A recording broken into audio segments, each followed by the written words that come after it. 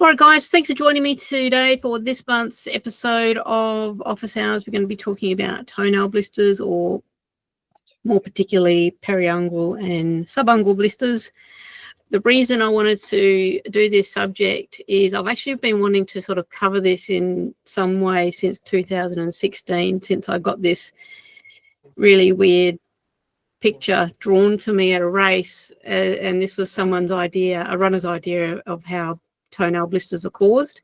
So I've known for a while that there's some weird and wonderful ideas about what causes toenail blisters, and also because the majority of people just assume it's the toes are hitting the end of the shoe. And that can definitely happen, but in my experience it's probably more often something else. So yeah, I wanted to basically get into that topic and explore it thoroughly. So we're going to have a look at some pictures, the anatomy, theories on cause, and the forces responsible. So we are talking about, as I said, subungual and periungual blisters. Here's an example of a blood blister of the proximal and lateral nail fold, and there's blood within the blister fluid. It's also, the nail is black, so it extends under the nail. Whether it starts at the periungual area and goes under the nail or vice versa, I'm not sure anyone's really looked at it, but I've got some theories of my own. And you can see that the second toe there's also a bit black. This one, if you compare the length of the nail to this one and that one, obviously that nail's quite a bit, well, it's a little bit longer than the end of the toe, whereas this one's actually quite short. So this toenail would have been puffed right up. It's literally the whole dorsal distal phalanx area that has blistered, and this person has lanced it, and everything's kind of settled back down. We've got extra skin because of the blister that had occurred, and some blistering on the adjacent toes there too. This one was from a few years ago. It's sort of around the whole nail, proximal, distal. No blood in that one. We do see a lot of blood blisters when it comes to toenail blisters. Again, at the proximal nail folds here.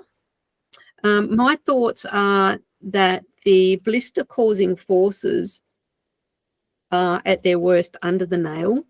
And because you've got the hard nail above the skin of the nail bed, that just can't bubble up, and so the fluid disperses to an area of least resistance, and there it can bubble up there. So that's my thoughts on it.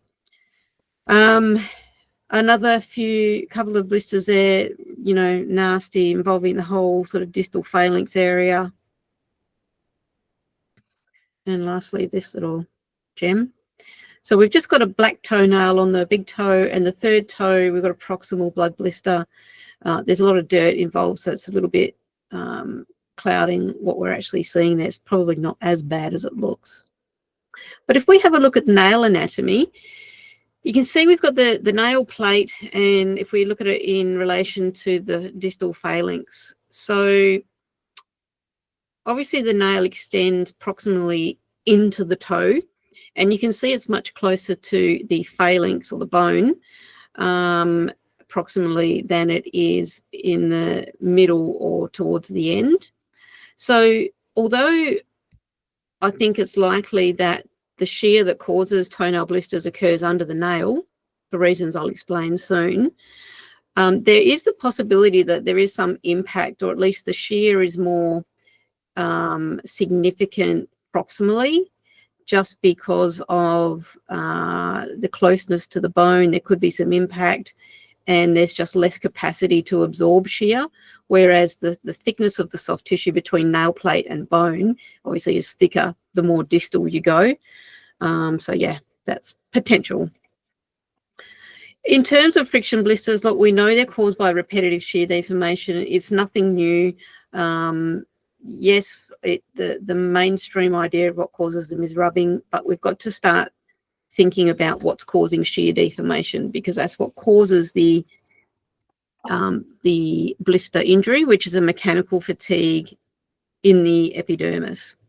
Now, when I describe the shear that causes blisters and the factors of bone movement and friction force, I often use this picture.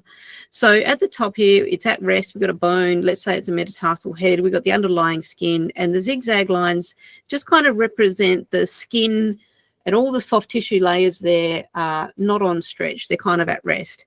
And then if we have bone movement, so the bone here is moving to the left, friction force is a force that resists the motion of the skin surface in sync with the bone. So the skin doesn't move in sync with the bone thanks to high friction force. High friction force keeps it stationary. So because there's a mismatch in movement, the soft tissues between skin surface and bone are responsible for kind of allowing that to happen. And shear can happen a lot, the foot and the skin and all the soft tissue is designed to handle it, but there does come a point where it becomes excessive in magnitude or frequency, and that results in the intraepidermal tear. So if I take this picture that I use often and we apply it to toenail blisters, because it's a little bit different with toenail blisters, friction isn't the resisting force here. Now we've got the nail plate at the top, we've got the bone underneath, and then we've got all our soft tissue in a relaxed state. Now if something pushes on the nail but the bone stays still, you can see all the soft tissues between the nail, which is the skin surface, because we're talking the nail bed skin is adhered to the nail plate. So the skin and the nail is pushed one way, the bone stays still, everything in between stretches and distorts. Same thing here if we get bone movement but the nail doesn't move. Same thing, shear. And of course, if it occurs at the same time, we also get shear. So before I get into the nitty-gritty of the scenarios that can lead to blisters, let's have a think about theories, because although I've said that blisters are caused by shear, there's a lot of thoughts on what they're all about. So a lot of people think blisters are caused by rubbing. So rubbing looks like that. It goes horizontal to the skin surface. Now you can get rubbing on the skin here proximal to the nail, and yes, theoretically, if blisters were caused by rubbing, that could cause these frequent proximal nail fold blisters that we see.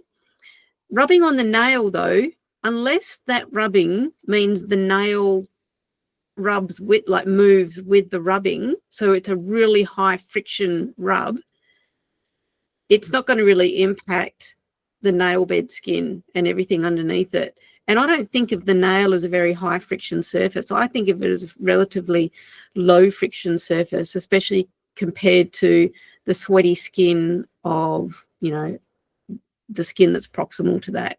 So I have severe doubts that rubbing is involved. They could be caused by pressure from above. Well, more likely that will cause a hematoma, and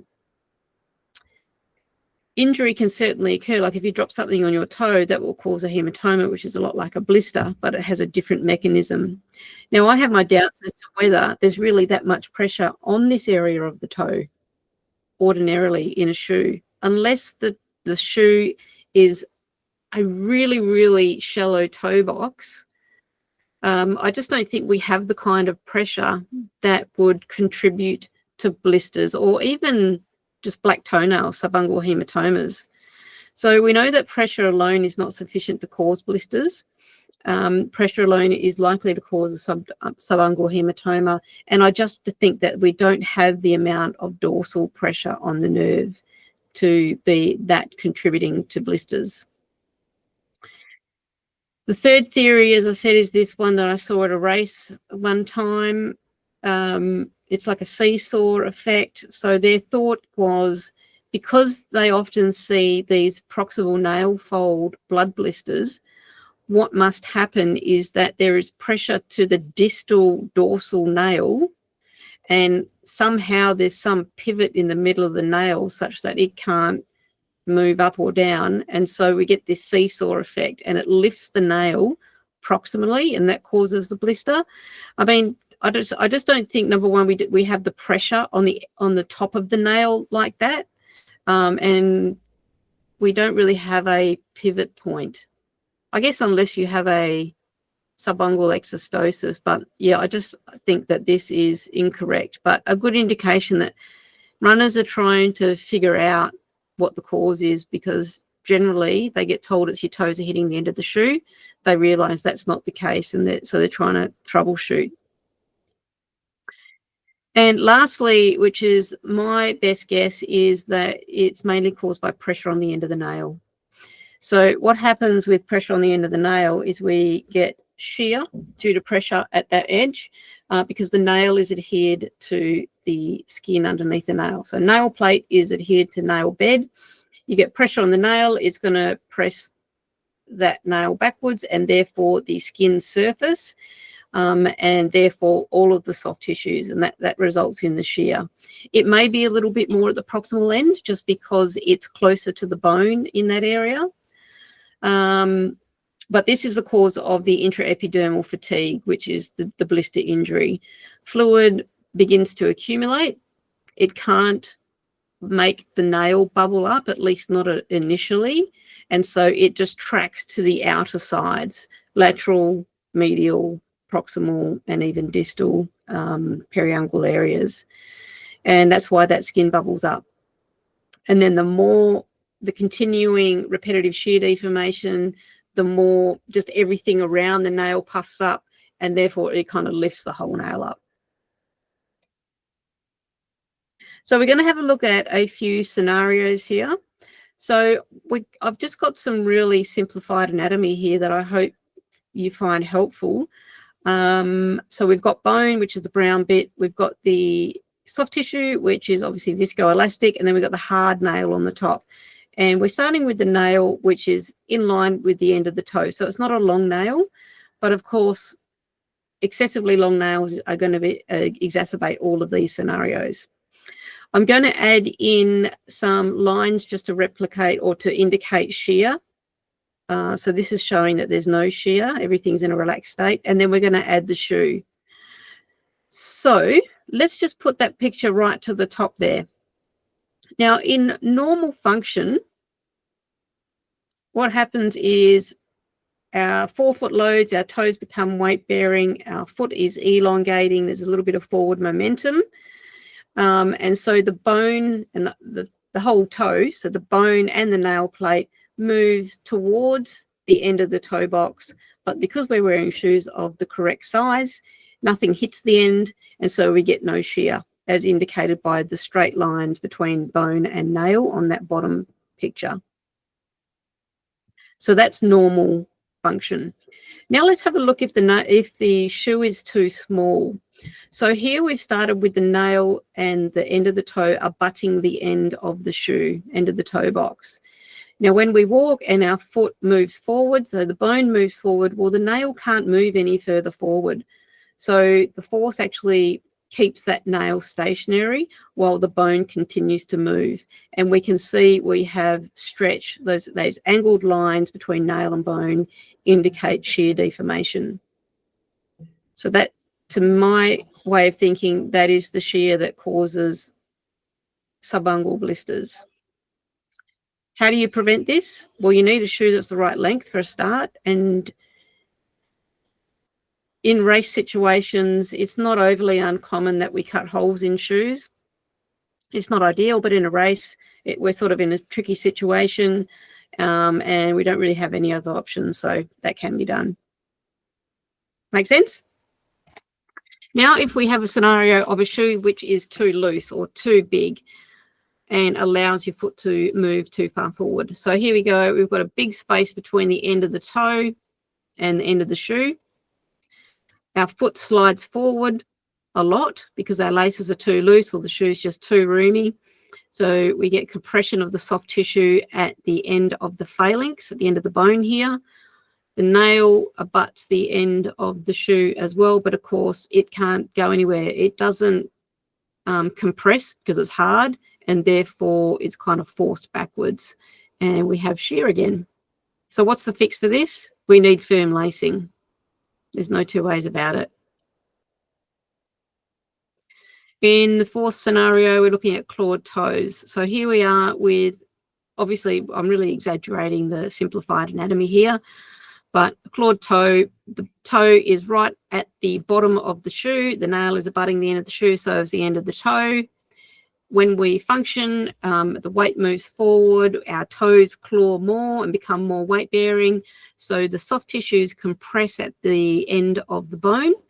Of course, the nail's got nowhere to go, so it kind of gets held there and we get this degree of shear deformation. What's the fix?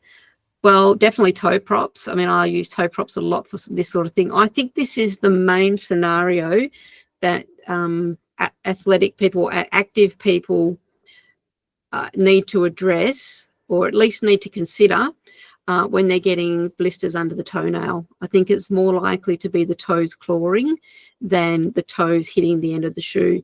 The time where the toes hitting the end of the shoe is quite common is when it gets hot. So I go to 6-day ultra marathons, as you probably know, and obviously we get different weather different days. At the Australian ultra marathon last year, we had a hot day, day 3 or 4 or something. Everyone started to get swollen feet and they started to do their laces a bit looser, and then we all of a sudden started to get toenail blisters, and that literally was because the toes were hitting the end of the shoe.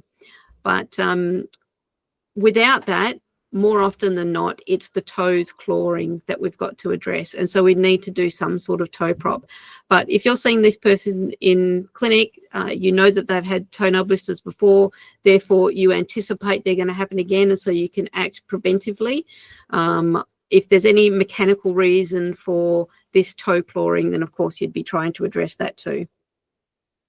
Now, if we look at a hyperextended interphalangeal joint of the hallux, so this is our resting position. The nail is kind of almost touching the top of the shoe. And then as we walk, the hyperextension kind of really kicks in as the toe becomes more weight bearing. So the bone is kind of moving up, forward and up. And the upper of the shoe, depending on how stiff it is, it might give a little bit so that the nail sort of presses into it and deforms it a bit. But it will be providing a force on the nail such that it can only go so far. And so that is a reason why we get this shear again. And so this is a hyperextended interphalangeal joint of the hallux. So what is the fix here? Well, we need a deep toe box, obviously, but we need to improve the windlass mechanism. That's really the fix. So definitely be on the lookout for that one. So how do we prevent toenail blisters? Well, it depends on the cause. So we're going to be either looking at an adequate amount of room in the shoe for normal function. So that's a thumb's width, or at least that's the rule of thumb that I subscribe to. We need a firm lacing technique to keep the toes from abutting the end of the shoe. We often go with toe props. So this is an example at the top here in the middle of just a felt toe prop. I put fixable over the whole thing, of course, but I just wanted to take a photo of it. So a felt toe prop to help out this person who started to get toenail blisters. And of course we can do Ottoform K and off-the-shelf devices. And also be looking at any mechanical thing that you can do to limit the clawing of the digits, and also to facilitate the windlass mechanism when we're dealing with a interphalangeal joint that's hyperextended. We just need that hallux sitting a bit flatter.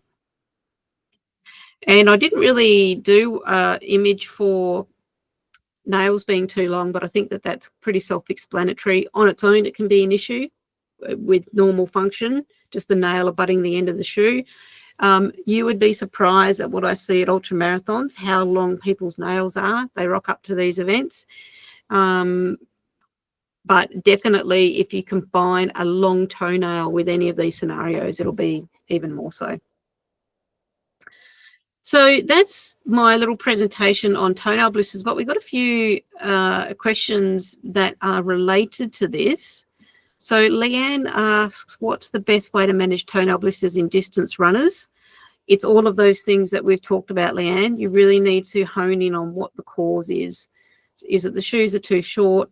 the laces are too loose, allowing the toes to hit the end. Are the toes clawing? Are the nails too long? Is the hallux hyperextended? And deal with that.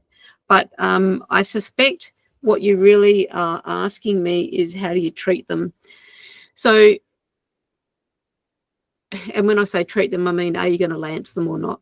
So there's two ways of doing this. You can lance the periungual blisters. That's the easy solution. I mean, I won't drill a nail if the blister is also periungual. So I will just lance the periungual area, drain it, and address the cause. Because of just drilling the nail or lancing the blister, that's not, I mean, if they are mid-race, that's not really enough. You have to still address the cause. But if you want to get rid of the fluid, by all means do it. And that's how you do it. If there's blister on the edges of the nail, lance it. If not, and it's painful and you've got to get that fluid out, then you need to trephinate the nail, which just means put a hole in it. So in the past, I've used a drill. I've just gouged it with a scalpel. Hypodermic needles, if you've never done that before, it's not as traumatic as you think. It's really quite a great procedure. And you can also get a special trephinating machine or apparatus, which is like, it's got two little, it's like a probe, like a drill handle, but the end of it heats up and you just go bzz, and it like burns a hole through the nail. Very little pressure needed. Yeah, if it looks fantastic. There's some videos on YouTube if you want to have a look. So that is how I would manage toenail blisters in distance runners and in football players. The distance runners thing, whatever the activity, that's not really the important thing. It's how do you manage toenail blisters? And then there may be nuances for the activity, but the best way to manage them is the best way to manage them, no matter whether they play football, do ballet, they're on holiday, they're playing netball, they run, they hike, whatever. Ron asked how to decide what to do with the nail when the blister is underneath it. We don't really have to do anything. Depends on how painful it is. It depends on lots of things, really. So I'm assuming that you're seeing this person in clinic rather than mid-race.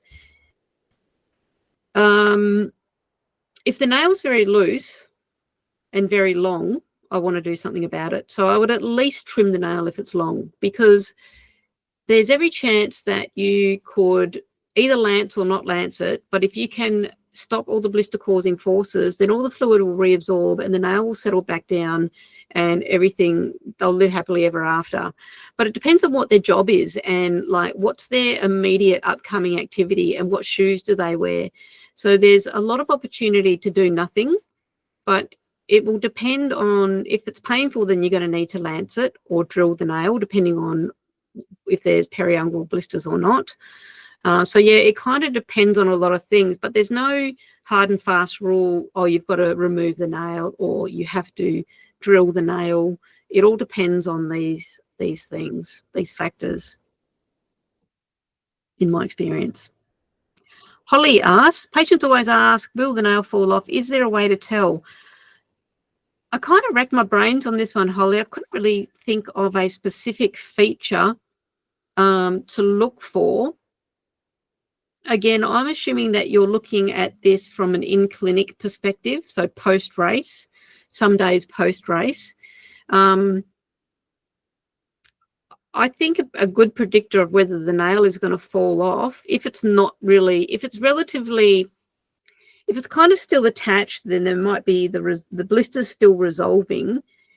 If the nail is long, if it's thick, if they're on their feet a lot, if they're wearing shoes that impinge it because let's say that the toe box is too shallow or whatever, they're wearing slip-ons and the toe keeps butting the end of the shoe, I think it's more these reasons that will lead over time. That repetitive damage will cause the nail to lift if it is not looking like it's going to fall off immediately.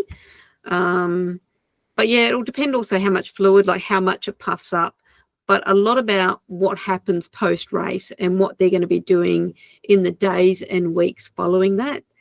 So yeah, it's a kind of a hard one to answer, Holly, but if you want to sort of clarify anything there, then once we get to the end, feel free to put your mic on or just ask a question in the chat box and we'll talk about it.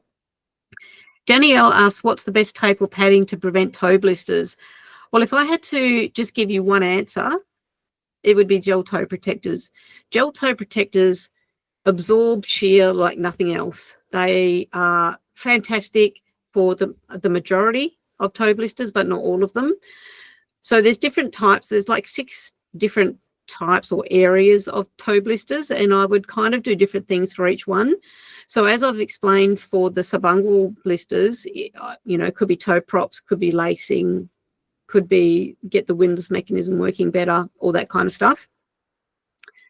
Apical blisters, a bit more the same. It's probably clawed toes. So I'm looking at mechanics and toe props. Interdigital, the Injinji toe socks or creepers toe socks can help a lot. And then a step up from that would be the gel toe protectors. They're fantastic for interdigital. They're also my pick for pinch blisters. The dorsal toe aspect of the toes, I would go for gel toe protectors. If we are having the issue on all of them, of course, you can't get gel toe protectors on every toe. So I'd probably go for an Engo patch on the top surface of the toe box of the shoe. Works great. However, if it rains and they're wearing a running shoe that is very porous, all the water will just get through on the sticky bit and it'll come off. So it can potentially not last as long as ideally it would, just because it is subjected, the adhesive part is subjected to water. Plantar hallux, it's always mechanics and an Engo patch for me. So I hope that helps answer that, Danielle. And Ruth and Jemima ask, lance or leave intact, when not to lance? We did a whole episode back in September 2023 on this topic, and we looked at different blisters, pictures of blisters and different scenarios. So if you really want to get into the nitty-gritty of this, guys, I suggest that you head back and watch that replay. I'll show you where to find the replays in a minute. But it depends on a few things. Can they self-care? So can they reach their feet? Have they got the gear? Do they know how to use the gear? Do they realize that it's not just put one Band-Aid on and that's it? They need to do that a couple of times a day for a few days at least in a row.